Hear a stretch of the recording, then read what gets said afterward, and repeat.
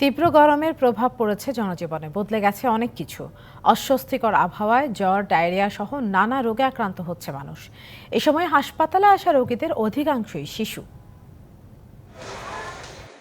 10 দিন আগেই ডায়রিয়া থেকে সুস্থ হয়ে বাড়ি ফেরে 2.5 বছরের শিশু আবির। কিন্তু তীব্র গরমে আবারও ডায়রিয়া ও নিউমোনিয়ায় আক্রান্ত হয়ে হাসপাতালে ভর্তি হতে হয় তাকে। পোলাপান তো আর বাইন্দা ঘরে রাখা যায় না, ওরা ময়লা আবর্জনা খেলে রোদের মধ্যে আসলে, তার জন্য এই সমস্যাটা হয়েছে। এরকম শতাধিক শিশু ডায়রিয়া আক্রান্ত হয়ে রাজধানীর ICDDRB হাসপাতালে ভর্তি। পাশাপাশি অনেকেই এসেছে জ্বর, সর্দি, হাঁচি কাশি নিয়ে। কালকে বমি করছে, মনে বিছনাপুরের পরে এই জায়গায় নিয়ে আসছি, পায়খানাটাই ঠিক হচ্ছে না।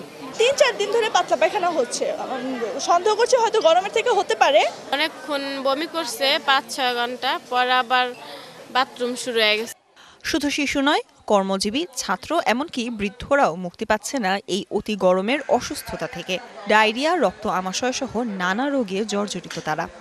গরমের তেনে ডায়রিয়ার মতো নিয়ে ইহার তেনে রক্ত যায় বাথরুমে। পাতলা পায়খানার পর শরীর মাথা ঘুরে পড়ে যায়। ডায়রিয়ার পরে রক্ত আমাশয়ের মতো হয়ে গেছে, সেজন্য আজকে সকালে এখানে নিয়ে এসেছি। চিকিৎসকরা বলছেন, কয়েকদিন ধরে অতিরিক্ত গরমের কারণে পানির চাহিদা বেড়েছে। অনিরাপদ পানি ও খাবার গ্রহণের কারণে ডায়রিয়া ছড়িয়ে পড়ছে। হাসপাতালে ভর্তি রোগীর প্রায় 60%ই শিশু।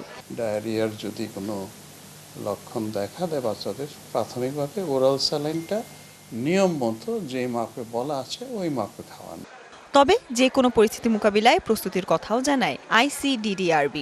সামার ডায়রিয়াটা মোস্টলি কজড বাই ব্যাকটেরিয়া, আসলে সেটা কলেরা হোক, ইটেক হোক, প্রতি বছরই হয়ে থাকে। তা আমরা still we are prepared at a waiting. পরিস্থিতি বিবেচনা করে স্কুল, কলেজ আরও কিছুদিন বন্ধ রাখার অনুরোধও করেন এই চিকিৎসক। Sultana Swarna, DBC news, Dhaka.